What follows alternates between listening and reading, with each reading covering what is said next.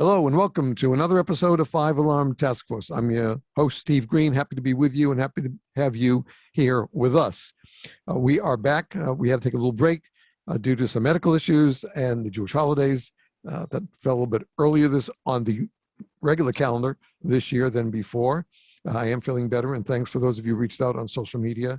We're not out of the woods yet, but at least we have a little bit more information, and that's what's good. We want to announce also something new that's going to be taking place with the podcast. And this is a way of helping those of you out there who are listeners. We want to do on every podcast what's called a shout out. And a shout out's going to be if you send a department t-shirt to us that we can then forward out to from our foundation, where we donate financial assistance to our brothers and sisters in dire need. But we want to also do something for the kids out there and the listeners out there. And so we're going to invite, if you're a listener and you want to send a t-shirt to us, we'd like to invite you to do so. We'll post the address on the website. And then those t-shirts will go to a t-shirt bank we're going to create in the office here. And that when we know there's a child who's ill or not doing well, whatever the case, we can send that t-shirt to them to make them feel part of the family. So keep an eye on the website for our address and our shout out program. That's going to start probably with the next podcast. That my guest today is a gentleman I got to meet several years ago at the first Great Florida Fire School, I think is where we met, John, in 2017 out in Fort Myers. He is a captain with the city of Fort Myers Fire Department. He is a close friend of probably one of my dearest friends who I've met a couple of times, and that's Captain Joe DeVito from Fort Myers Beach Fire Protection District. We got to be careful with Fort Myers. They have lots of little fiefdoms there that we got to make sure we protect. But from the time I met John, I think you were still a lieutenant back in.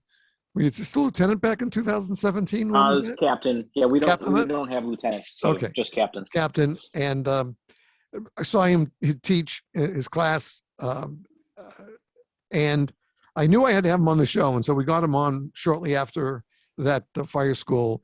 And I've been meaning to have him back, and between his schedule and our schedule, it's been crazy, and we've taken off. And finally, we were able to put today together, and it's my pleasure to welcome back Captain John Lovato Jr. from the City of Fort Myers Fire Department, and bringing back the Brotherhood, right? Is that correct? Brotherhood coaching. The Brotherhood coaching. John, Cap, welcome back to the show. Thanks for having me, Steve. Well, it's our pleasure. And what I need you to do first is if you give our audience a little bit of your biographical background with the fire service. Okay, so like most, I'm a third-generation fireman. My grandfather was in the fire service, my father in the fire service, followed their footsteps. I started in the southwest suburbs of Chicago. And I worked in the suburbs up there, but I wanted to move to Florida. And so back in 2003, I got the call. I was texting all over the place. I like to tell this part of it that, I worked part-time in the suburbs. And so my first full-time job offer was down in Fort Myers, and I'd probably tested for 10 departments. So that's what I always tell people when I used to teach at the fire academy, is it's a numbers game. Keep applying out there, keep trying, you'll eventually get it if you keep at it. So it took probably 10 tries to get hired. They called, offered me the job.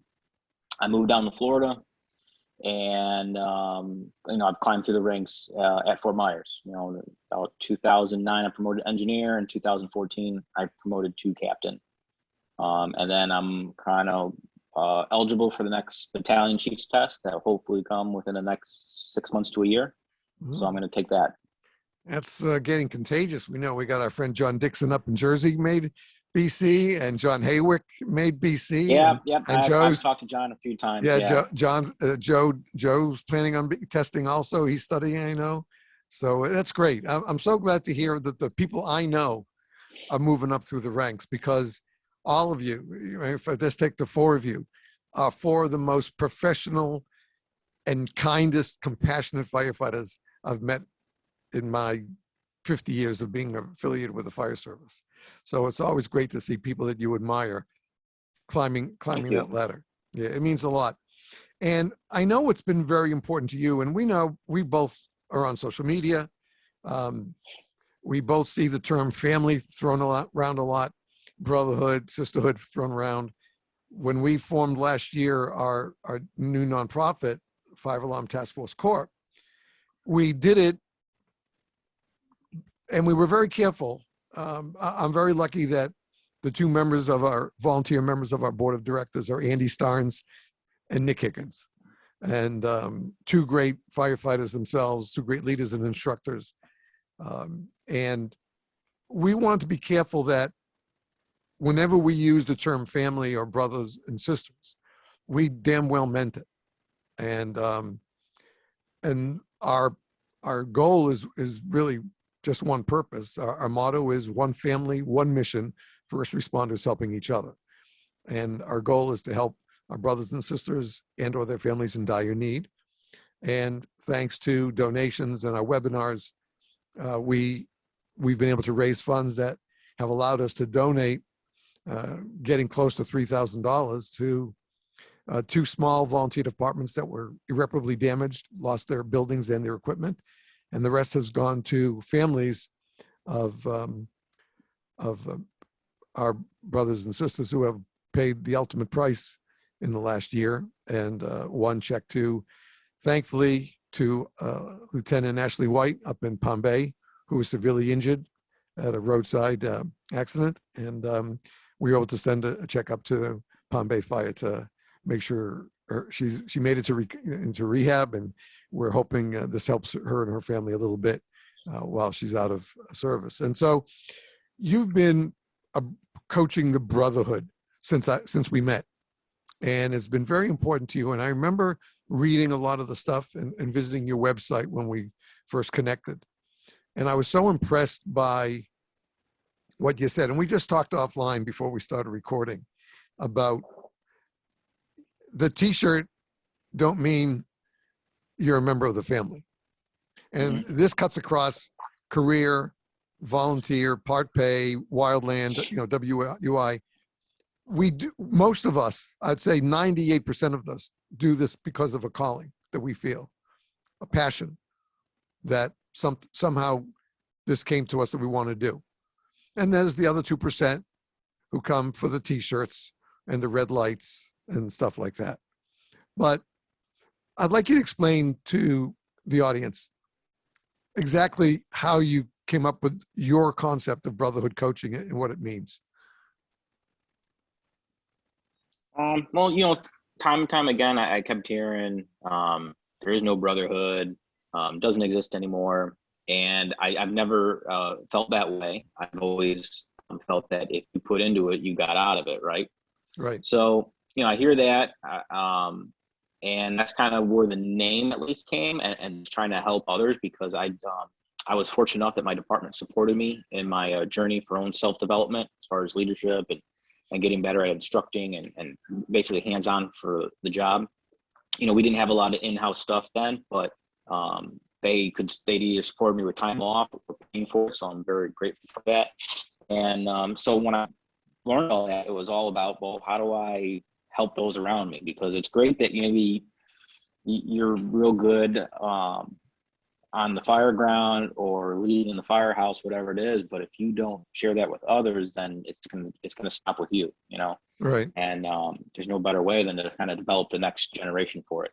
So that's kind of where the name started, and kind of like everything I've been about with it is just trying to give to the next generation what I didn't have, and it's really cool watching, because now my department, we do a lot of stuff in-house. We have our own recruit academy. You have to already be a certified firefighter when you get hired, but we put you through anywhere from 8 to 12 week academy, taught by members of the department. So everyone, has their strong points, and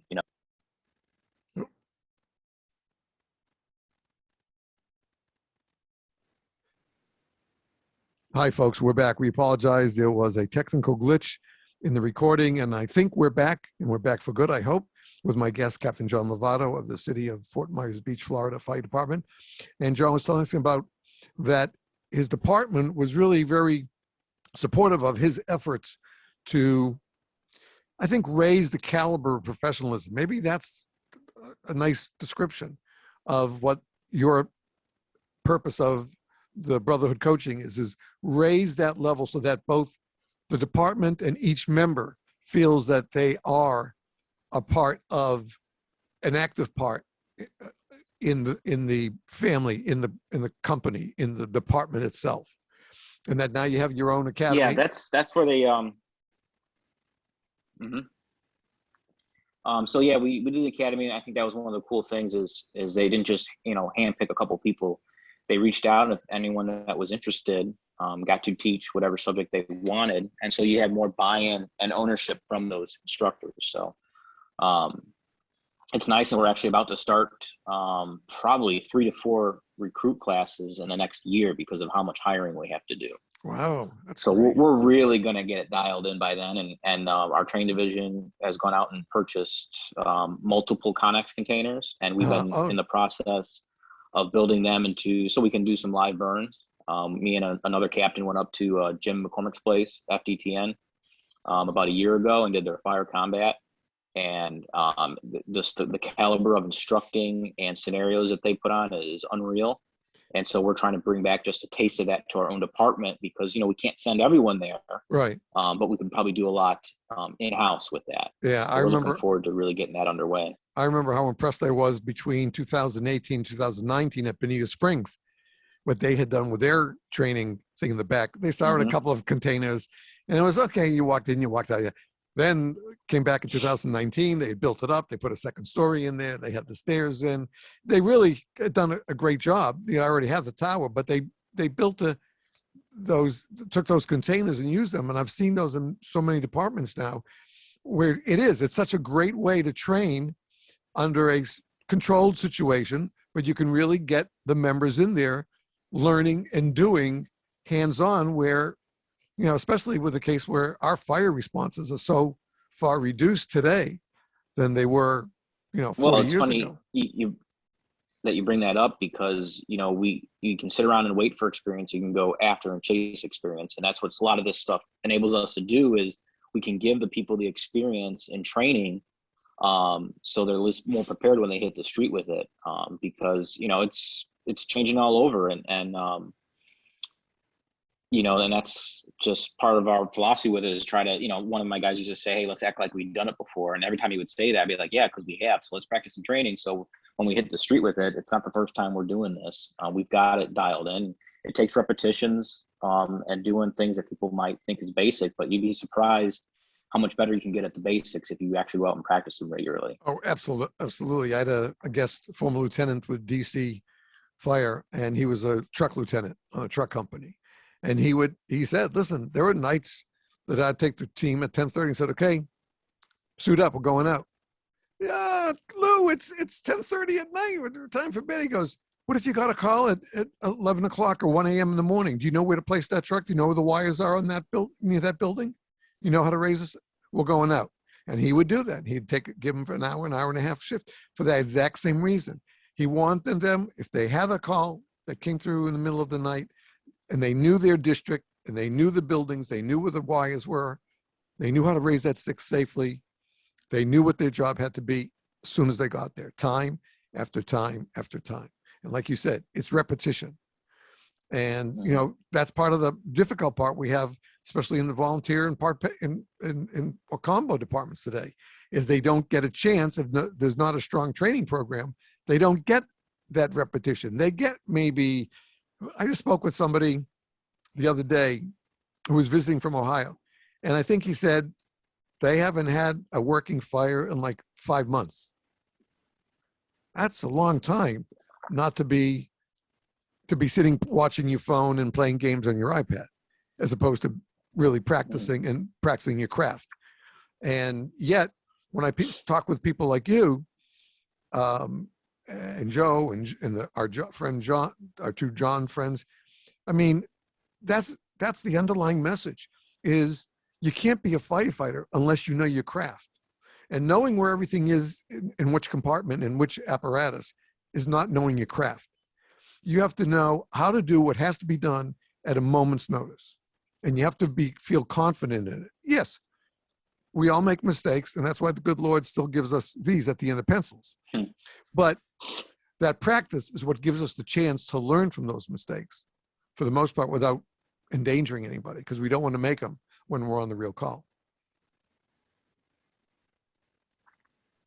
So, Yeah, agreed. yeah. So how, we talked a little bit about this before we started recording, but let's explain to the listeners and the viewers that the term brotherhood, especially in your case, brotherhood coaching, has nothing to do with gender. It's to do with the job, right? Mm-hmm. So explain that to like you did to me earlier on. So, you know, it was a saying. I think it was an old FDNY movie back in the early 2000s, and you know, basically said, hey, you know, you're hired on, you got the T-shirt, you're getting a paycheck, but it doesn't mean you're in the Brotherhood. You know, the Brotherhood will let you know when you're in, and it comes down to, you know, almost being likable. But if you take care of people, they're going to take care of you. And there's some people that are just not about that. You know, we don't work for a real large department, but it's bigger than some, smaller than most. And so I do meet a variety of people. You know, we used a safer grant a while back, so we were a revolving door for a while. And that kind of helped develop my leadership style of working with a lot of different personalities. And, you know, some people, they're just not about that social element of it, and understanding that you have to be a team, not only on the fire ground, but in the firehouse. And any problems we have is really when people aren't being a team member in one of those aspects. And that's actually, you know, when I go about expectations, that's part of one of my hot buttons. If you're not being a team on the fire ground, the firehouse, we're going to have a problem. We're going to have a talk about it. And so, you know, we were talking the other day, and basically once you get this job, it's up to you to lose it, you know. And some people try really hard to lose it. You know, it's not for everyone. It's a great profession, but you know, you can't just be a taker. Right, right. And as I mentioned, you know, we mentioned before, a lot of us went to it. We all had reasons why we came to this. I grew up in the generation when emergency was on TV, and seeing Johnny and Roy and LA County Fire. I loved it. I admired it. I still do not plan on being a firefighter. I was planning to be a rabbi, and that was my life's goal for many years. But I was just really enthused, having visited as many fire stations from the age of 7 till I had in my driver's license in my early 20s when I graduated college license. I went to school in Boston and visited all the greater Boston communities, the firehouses and stuff like that. And I admired them greatly, and with never any idea of doing it until I moved. Life took me on a different path, and I wound up in Greensboro, North Carolina, and my apartment was just outside the city line in the county. And I went shopping the second day we were there, and I see a big brick building with doors up and big red apparatus inside. And I said, oh, I can go visit. And it was nice. It was great. Captain happened to be walking around and introduced himself and showed me around. And then he said, oh, hold on a second. And he comes back and says, hey, the chief would like to meet you. I said, no, that's okay. And I was wearing a 3-piece suit because I was coming from work to do shopping and drop it off at our apartment. And he says, no, come on in. Come in, meet the chief. Come meet the chief. And he was a real little Southern guy, real deep accent. And I walked out a half hour later with an application in my hand and a warning that said, Mr. Green, if you want to join this department, you're going to have to take a step or two closer to your razor blade, because I had a full beard back then. And I said, why? And he said, Captain, show him why he has to have he has to be clean shaven. So he took me out and put on the old steel tank and steel frame of an SCBA Scott pack, still in the suitcase in those days, and said, this is why. Now breathe in and out. And all that air was going through my beard. He says, that's why. He says, you just think about it. But when I jumped in, I went in whole hog. I mean, that's probably a funny thing for a guy who's going to be a rabbi to say, but I did. I met this kid from Washington, D.C., 18 years old, and we became best friends. He's still one of my best friends today. He's been very successful. He moved to police, and he's the chief pilot here in Florida, in one of the counties up in Central Florida. And we went on numerous calls together, and the 3 paid guys, the 3 caretakers, and the captain and the chief knew that if we were on a call, the 2 of us were on a call, we were in for whatever it took to do. And he knew he could depend on us. And as it turned out, we didn't know why, but he sent us to 3 state fire colleges over the next 3 summers. He picked the 2 of us and one of the day guys who became our mentor and a dear friend also. And he took us under his wing, as I'm sure you've done with some of your new people as well, and guided us. I mean, but it wasn't just fire stuff. I mean, yes, he drilled us on the apparatus, on the equipment, everything like that, but he taught me, especially kid growing up outside Boston in nice middle class town, he taught me about life. He taught me how to change oil in my own car. I had never done that. I brought to the garage. And yeah, sure, he didn't tell me to keep my face out of the way when I took the last part of the nut off, but hey, it was my baptism. I didn't care, you know. I mean, it was done in fun and in love. And he was always supportive and always there and always said, look, if you need anything, you just come to me and I'll teach you and I'll practice it with you, whatever you want. And I think that's what we need more of today, people who are willing to mentor, and people like you and your team that you've already grown basically from seeds and let them flourish to be other instructors and other teachers to help you with what you do. And I think that's, some people have lost sight of that. Even if they have 20 years in, they think, oh, I only got a couple of years left, I'm washed up. You're never washed up if you know when you're on duty. You always can give as long as you want to give. And the 2 things I've always said is that to be a great firefighter, you always have to be willing to continue to learn, but you also have to be willing to share and teach. Yeah, that's a big aspect of it. That is the key ingredient is you get to share once you get that knowledge to others. Exactly. And so how do you convey that to your group? How do you instill that idea into them that it's more than just being the guy on the nozzle, it's more than being the guy on the tip of the ladder. It's got to do more with the interaction of who we are as a team. We're, you know, no different than a baseball team or a football team or, you know, any sports team. Yeah. What I normally do is, you know, I've had my crew change a handful of times, and each time, you know, once we start operating pretty close to where I want to be, that's when I start kind of pushing some responsibility down to either my engineers or my senior firefighters to say, hey, how about you teach this drill?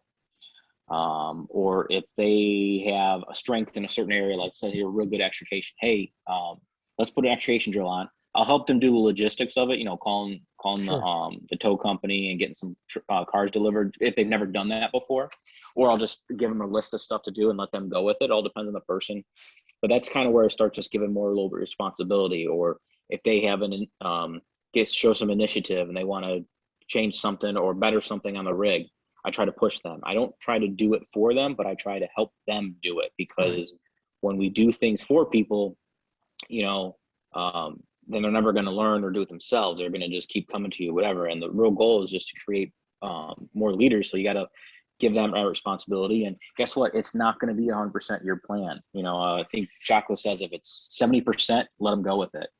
And I don't know, you know, there's no secret formula to figure out what's 70% accurate. You know, it's just, is it going to work, or is it going to be close enough? Then let them do it and take a step back and let them run with it. You know, that's kind of how I start doing it. And, you know, my guys know, you know, I don't want them coming in to me for all the answers, coming with some solutions for it. It was funny. I had a newer engineer come to me. He's like, hey, what do you want to do today? And I go, I don't know. What do you want to do? And it was a point to try to get him to make a decision. And one of my firemen was in the room, and he goes, listen, he doesn't want questions. He wants us to come up with solutions for it, because he had been with me a while. And that's an easy way to kind of start that development of things, is not always being the decision maker. It's nice, it's fun, it's going to be your way, but you're not going to develop other people if you're always making decisions for them. Exactly. And that's, you know, it's like you're a teacher. You know, I've been a teacher for over 50 years. And the most important thing is that you don't teach to your students, you teach with your students. I've found over the years that's it. I've both kids and adults I've been teaching all this time. And when I was still relatively young and new at it, I would open up the book, the guidebook, whatever I was using to teach that class, and district book. And you have a question? Okay, that's a question. That's the answer. That's it. And that was it. I never really tried initially to engage them in part that learning back and forth process, that I wasn't supposed to just be spouting for me. Then luckily I had some friends who were also in the field and shared their methods with me, and I changed. And boy, I became a much better teacher, and my students were much more engaged, both the kids and the adults. And I'm still doing it today. Here I am, almost 70, and still teach 2 adult classes a week and 2 private student classes a week. And I love doing it because it's just that engagement. And when they hear them say, "Oh man, that was so good. I didn't learn it that way before, and I'm so glad you were able to teach me that." That's the best reward that you can get, is from the student saying, "Thank you. I really learned a lot from that." And then, of course, you have to engage them to get them to give it back. And I've been very lucky that a lot of my students who I work with in the 12 and 13, I hear wonderful stories about them when they go to college at 18, 19, 20, and what they're doing in school, and how they've started tutoring other students to help them, things like that. And that, when that comes back, that the trickle down effect is very, very rewarding. So with that said, though, you have a great website. I haven't been to it recently, but I remember a couple of those visits there. And so that brings other people in from way outside Fort Myers. And I know that first time I visited your website, I was engaged. I just felt like I was at the right place for what I wanted to learn and see.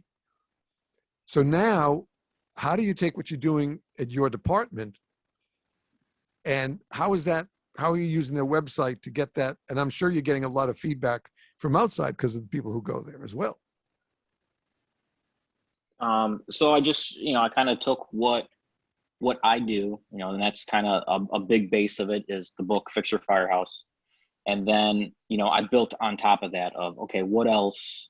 How do I kind of encompass everything I do to help develop people that I can't even be around because there's one of me?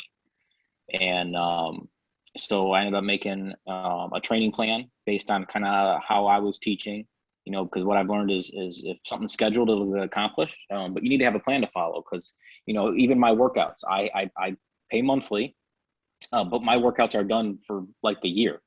And I just go to my app and I look on my phone. I go, oh, this is what I'm doing today. I don't show up in my garage gym and I go, all right, I'm going to do this, this, and this, and make it up as I'm there. I have a plan already in place. So that's kind of what the training plan is all about, is, hey, here's a year's worth of training plan.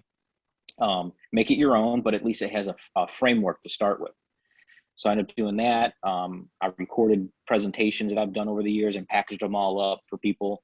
And then I even offered like a leadership development program for fire departments if they're interested. But I believe it's more than just showing up and giving a talk one day. I think it's an ongoing process. So it's like a 3-month program. So I kind of built all that with it. And obviously I have the podcast. So, if people, they want a little bit of what I got, they can get a little bit. If they want a lot, I got a lot. It's all in what they're interested in, and package it all together and just put it out there. And item that I have is probably the training plan seems to be the biggest interest, because, just because your department doesn't have a solid training plan or a scheduled one, doesn't mean you can't implement one at the company level. Right. We go, sometimes we have it, sometimes we don't, but I normally have one when I was regularly a captain. Right now I work up as a BC a lot, so I'm still trying to figure out, I try to do stuff when I'm the captain, when the BC, I kind of get pulled different directions sometimes, so I'm still trying to figure that one out. But training at the company level, you don't have to wait for admin to come up with stuff. You can do it at the company level, and you're probably going to do what you want to do then. Right. All right, well, let's do this. Let's take a quick break here. When we come back, and I apologize because I forgot about the book. So when we come back, let's talk about some advice to how to set up a training plan in your department, if you can do, and then let's talk about the book and how that came about. Okay. and where it's gone. Okay. So folks, we're going to take a quick break here. If you're watching the video, you won't see anything different. If you're listening to the audio, as you know, we'll be back right after these words. So please stay tuned. And we're back. And before I forget, I want to let you, our listeners and our viewers know that we have just scheduled our final webinar. It's a fundraising webinar for our foundation, Five Alarm Task Force Corp. And it'll be scheduled for Thursday, December the 9th at 6:30 p.m. Tickets are not available yet. We're just letting you know. And it is called Situational Awareness, Responding to Emergencies on Active Roadways. We know what a scourge this has been. This year so far, I believe we've lost over 40 first responders to accidents on emergencies on active roadways. And it's too many. And our speakers, I'm very proud to announce that our guest will be Dr. Rich Gassaway from Situational Awareness Matters, Chief Ron Tennant from the Grand Rapids, Michigan Fire Department, who has been active in using blocker vehicles, attenuators on blocker vehicles for over 11 years up at his department, and Mr. Jack Sullivan, Mr. Todd Lease of respondosafety.net. And if you haven't been to that website, there are several dozen free courses you can take at respondosafety.net. One of them deals with safety on emergencies that occur on active roadways. So that'll be on the 9th. Watch social media. We'll be having our flyer up and selling tickets through Eventbrite very soon. So, John, we're going to talk about, we started talking about just before the break about how you reach out with the people who come to your website and start learning about your methodology of making that brotherhood real by making it a two-way street. And then we want to talk about your book as well. So let's finish up with what you set up, and how would you, let's say a captain at another department in Midwest, right, contacts you through the website and says, look, I like the idea of setting up these plans, but how do I make a plan that's, that long, and how do I do it? How did you do it? How did you start with it? What kind of advice can you provide? So I had a chief, he was a real big Stephen Covey fan. So one of the promotional exams, we had to read 7 Habits for Highly Effective Leaders. And one of those things is begin with the end in mind. So begin with what you want to see. So I like keeping things very simple, right? So if we can, the fire ground, we can kind of divide up into 4 areas of single family, house fire, multifamily, commercial, and high rise. And so let's start simple. I start with a single family. Okay, what are we going to do with the single family? Well, we're going to be fire attack. We're going to be search, get some vent somewhere in there and some water supply. Okay, well, let's break down fire attack then. So what do we have? Well, to be fire attack, we got to get the hose from the truck to an entry point, right? So that's one of the drills you write down, just rig to door drills. I would start in the beginning of just stretching dry, because then you can do it multiple times. It's not a one and done. So a lot of guys, that's what I start with when they get there. Actually, the first thing I would start with is just gearing up quickly, getting in the rig and be able to mask up quickly. And we talk them through that. And I think that's part of the training plan on it. But all right, now they get to the rig and they get off the rig and get ready quick, but let's get that hose from the rig to the door. Okay, once we get that, then we do some hose line management drills. Not the same day, maybe it's the next shift. And, going from the entry point to the fire room in limited to no visibility, how are we going to communicate, stuff like that. Then once we got that, make sure they have good nozzle reaction and they know how to troubleshoot some stuff. And that kind of takes care of fire attack. We're going to spend more time with it, but that's how you break that down. Sure. And then search. Okay, well, what are we going to do for search? Have an expectation plan. Hey, I tell them, hey, if we're assigned search, hand me the irons. I'm going to take the Halligan. I'm going to lead probably the axe by the front door. I'm going to take a Halligan with me, and I'm going to lead as the officer. I'm going to lead it. We're going to start as close to the fire as possible and work our way back. So then we'll do drills. We actually have a house. It was it wasn't a Conex container. It was like a manufactured home. That used to be a classroom at our training facility, and our training division divided it up to look like a small 800 square foot house. So I'd take them in there, and we'll have a hose line already in place saying, hey, hose line's in place, we're searched. So we follow the line in, we got smoke machine going. We get up to the fire attack team, and I throw my fireman in another doorway, and I say, search here. And then I let them know that if I'm probably going to search also in a different room, but when I'm teaching this skill, especially to someone new in the officer position, I said, just wait here and stay oriented. Because when we've done this drill, we've actually watched guys just, everyone starts searching on their own. It's not oriented anymore. Kind of defeats the purpose. So it's just take whatever skills, take a scenario and then break it down into smaller bite-sized pieces. Practice those bite-sized pieces, put them back together, and then, eventually you'll get to a multi-company drill, because most of the houses I've been at were 2 companies, and the one I'm at now is 3 companies. So it's much different when you get that many firemen in a small area, and now your communications, you're bumping into each other. All right, what's our plan? That's really in a quick, generalized way of how to make your own training plan. Is just break it up into skills and practice those skills individually. But you want to get multiple sets with it. I even talk about forcible entry. That could be a whole nother day, but then you put it all together. And you have to put together the drill part because of the stress that gets added, of the real time. Hey, we got to go. We showed up, the siren's going, the lights are going, and I'm saying, get in that door. And, you have multiple steps with it. Hey, you got to force that door. Then we got to take this line in and go. So, I mean, it's harder at the company level to do the drills per se, because of all the resources you need. So that's where, another using chain of command or your training division comes in, is really putting together the bigger drills. But you can still practice all those skills individually in your first 2 area. And that's what we did. I've left hose on scene at apartment complexes, and fortunately no one there wanted to steal it and keep it. So when we came back, there it was. I'm not a big advocate of leaving it, but Right. when we do not train, that just wasn't an option for me. So we're still going to do stuff. And sometimes you got to call audibles. Right. But I think, I love the KISS principle, because I think the KISS principle is what works. You keep it simple. We don't have to enunciate the other S of the KISS principle, but you keep it simple. And when you keep it simple, you have a better chance that the people listening are going to understand what you're saying. Mm-hmm.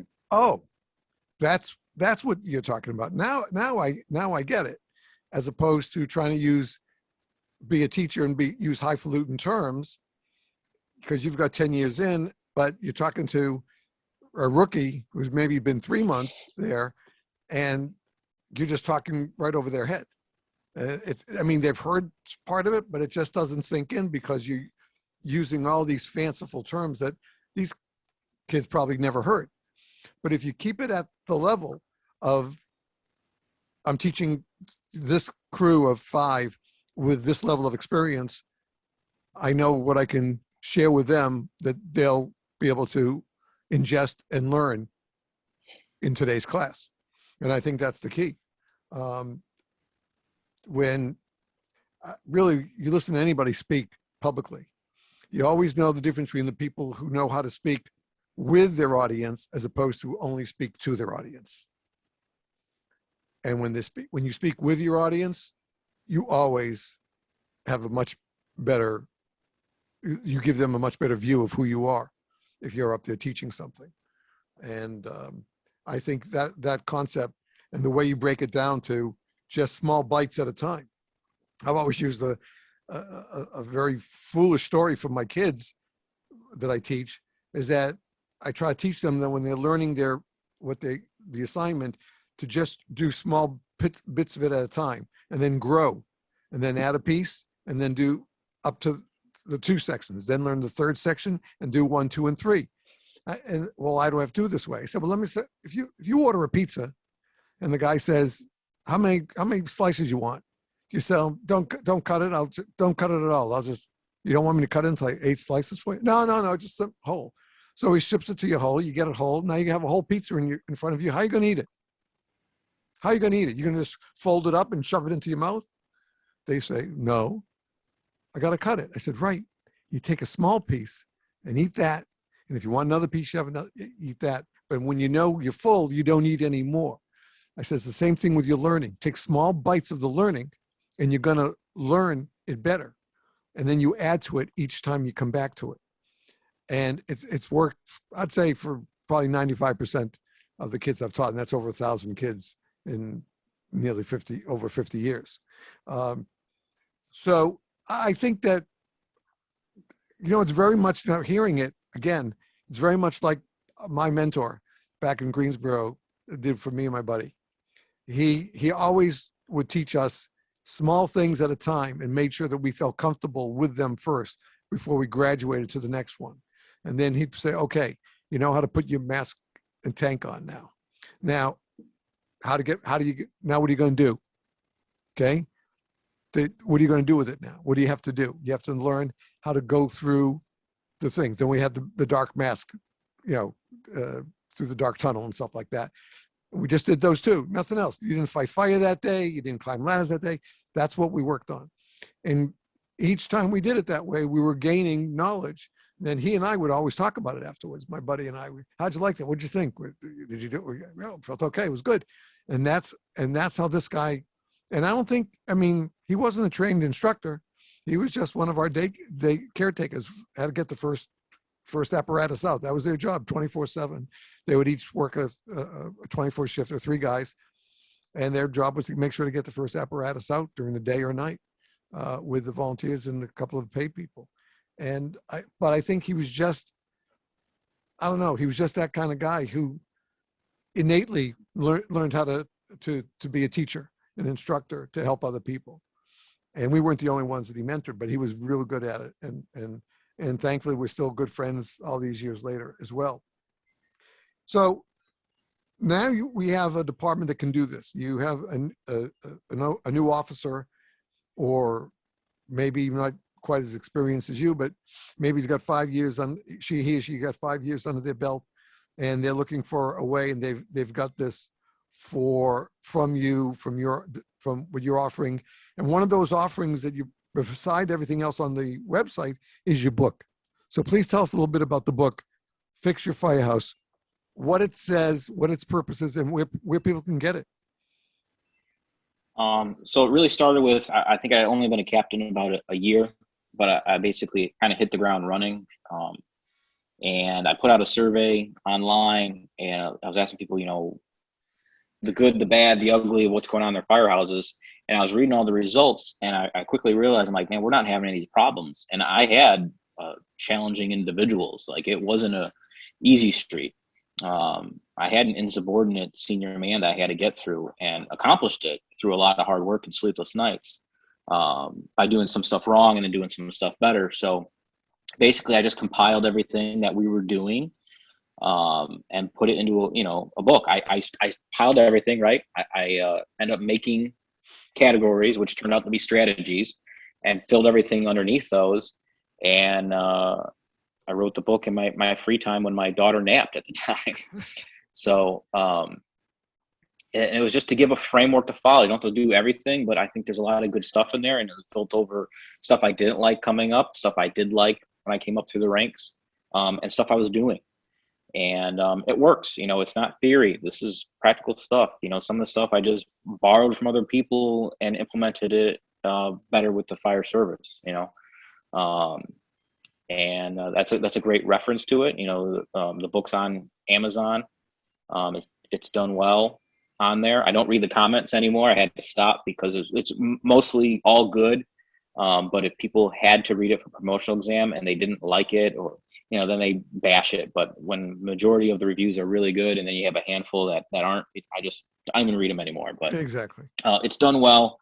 There are grammatical errors. I'm not perfect. It was self-published, but the message is there. And for anyone that's interested in it, it's a good framework to follow. And then, like I said, I keep putting out stuff of lessons learned, and I got some other items out there just to kind of help, and it keeps me on a straight and narrow too. Because I believe Sure. you got to do what you say. Oh, exactly. So that's, I guess, one of my strengths. If I say I'm going to do something, I'm going to do it. I'd have to say that every guest that I've had on this show, and now we're in the 6th season, that has been a firefighter, has said basically the same thing, that I make some mistakes. I try to learn from them and share what I've learned from my own path with those I teach, I share it with to let them know that, I don't consider myself perfect. I can make a mistake too, except we know that sometimes our mistakes can have serious consequences. And that's why it is so important that we constantly be a student of the craft. This is not, there are lots of jobs that people can have, manual jobs, but there are only a few that involve life and death. And ours is the primary one, every day. And we don't know what's around the bend, but the more we prepare, the more we are students of our craft and learn our craft to the best of our ability, the better the job that we do, meaning we serve the words of our oath to protect lives and property in our communities. And that's really as The Rock would say, that's the bottom line, is our job is to protect life and property. Mm-hmm. And, I think that from what you share and where it comes from, I think that's also very important. We know, we've seen, again, we're both on social media quite a bit. And we know there are a lot of people out there who take on the title of instructor. And sometimes they're very good. And sometimes they've taken somebody else's class and they go try to teach that same thing at another conference. And you kind of, like with social media, there aren't any secrets anymore. These conferences are not, almost everybody knows what's going on when somebody comes back from a conference at a weekend or something like that, where it's a regional or a national conference, and what was successful and what wasn't successful. But when we do that, we are really undercutting the very foundation of who we are and the oath we take, because we can't take shortcuts. We have to learn the right things to do at the right times. And we have to practice those. I mean, that concept of repetition and practice just can never stop. We can't say, oh, Cap, we've done that enough. We have to do that again. Yep. You got to do it again, because that's the way we're going to make it work when we really need it. Yeah, anytime I had resistance where someone's like, oh, I can do that good, I said, okay, good, show me. And that was just my comeback for it, and it kind of puts on the spot. Listen, if you're this good, you're going to show me right now, and let's go. And we get it done. And sometimes they would be, and sometimes they wouldn't be, or sometimes they realize, oof, I need to work on that. Yeah, and again, as a good officer doesn't just go out and berate that person for their error. The good officer who's going to be an instructor is going to take them say, yeah, you got to say, look, let me help you with this and we'll get it right for you. And that's the way you have to do it, because otherwise you shut them down and then that's it. That big black curtain drops, and that's the last thing you want to happen, because that kills any initiative they may have of teamwork. Oh, he just yelled at me. He didn't care what I had to say. Well, he really did. You were an ass the way you did it. And he tried to reach out to help you with it. And I think that, we need to, I don't know. I got really tired early on of all the generation bashing that was going on social media, because I went in with no knowledge whatsoever of the fire service. I had a lot of Red Cross service. I had every badge Red Cross could give, but I had nothing to do with the fire service. And so I had to be a kindergarten kid. That's what I had to be. I had to be open to learn from everything. And we were very lucky to have a good department, good training, and good people who cared about us and would nurture us. And I think that's really what makes a good leader. A good officer is one who is willing to nurture his or her team. Not just command. It's not just a matter of giving orders. It's a matter of nurturing that team. So the book, Fix Your Firehouse, is available on Amazon if you want to look for it. And if it's got that many good reviews, I think if you're interested in this concept of being part of a team and not just being members of a department. Because, even I really think about it, 2 shifts from 2 different firehouses at the same department meet on a call. There's no guarantee that they're going to dance well together. I mean, I've seen that happen. I'm sure you've seen that happen as well on the scene. And that doesn't help anybody. We have to work as a team and be interested in being team members and have good leaders who are interested in saying, yeah, we want to help good leaders develop. And that leadership development is something that you take very seriously with your organization and with what you teach. Is that, you're not the end all and be all. You're just carrying a message that you hope others will pick up and carry that message forward as well. And to see, how you've come through your ranks in Fort Myers, now you've been in acting BC as well, and hopefully coming up for the exam. And I'm sure you're not going to change when you become the BC either. I see you're still going to be the same type of firefighter who wants to nurture the people in that command and make sure they're the best that they can be, and they work together to the best of their abilities. Mm-hmm. So what's the website, please, for everybody to go to? Brotherhoodcoaching.com. Okay, brotherhoodcoaching.com. And if you have questions, I know his contact information is there.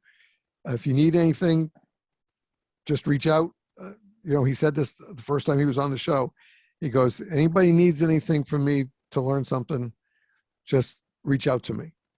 And I couldn't give you better advice to our listeners, because we need more John Lovatos in the fire service. We need more people like you who have that desire, that really innermost desire to coach and train your people to work together as a team, not just, put on that white hat and issue orders. That makes a big difference to the base membership, to have leaders like you and Joe and our John friends and stuff like that, because I've seen you all in action at the fire school, and I know how much you guys care. And I remember at Joe's first class when he was teaching the classroom part on the tick, I was sitting there taking notes. I've already been out of the fire service for 30 years, and I'm still taking notes about ticks because we didn't have them in my day. But his class was so interesting, I just took 3 pages of notes and learning from it. I was never going to use it, but to me, that I became the student that morning, and as he was teaching, to write it down. And listening to Joe and listening to Andy, I've learned so much about ticks and their value. We've done podcasts on it. Good searches, like we talked about before. The team knowing how to do the search based on the type of call you're at. One of those four types of structures. I just think that if there was more emphasis on that kind of learning in the fire service across all our levels, we would really improve our fire service. Because, as we said, EMS runs 85% of a lot of calls in a lot of departments today. Fire calls, we run a lot of MVCs. We run co-responses with EMS. We have little this, that, nothing, but a real big working fire. If you're not in a big urban setting, you don't have a lot of those. But doesn't mean you allow your skills to diminish. You can't, because you don't know what that next shift is going to bring you. You can have 10 dry shifts in a row, and then that 11th one just kicks your ass, and you have to be ready for it, no matter what. So, John, I thank you for making time. I know this was tough. You have a busy schedule, and we went back and forth with dates and emails, but I'm glad we got together. It's always a pleasure to listen to you. I wish you all the success coming up in your future. I loved hearing those voices in the background with the kids here when we started out, especially now that I have our first grandchild. So I got him crying here once in a while. He'll be staying a couple of nights this week. And somebody said to me, well, you're going to make him a firefighter? I said, he's my grandson. He's not my son.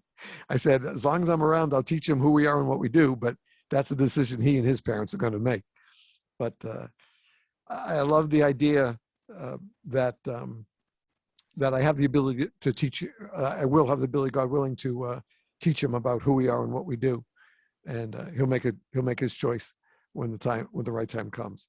But thank you so much for spending some time with us today, and sharing your passion, because all you have to do is listen to you, and you hear it. I see it in your face.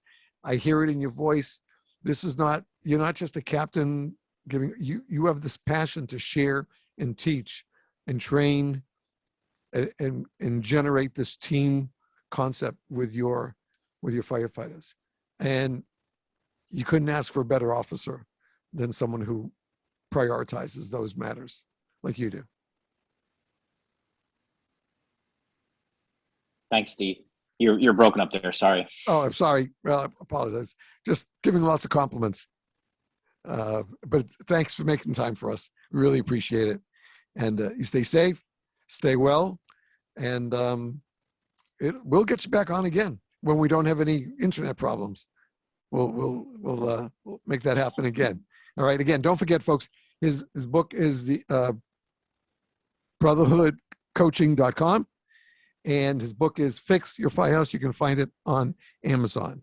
If you are watching the video, this will conclude the show. If you're listening to the audio, yes, there's a break coming up, and we'll be right back right after these words. For those of you on the video, thanks for tuning in. We always appreciate it. Stay safe and stay well. We'll see you next time.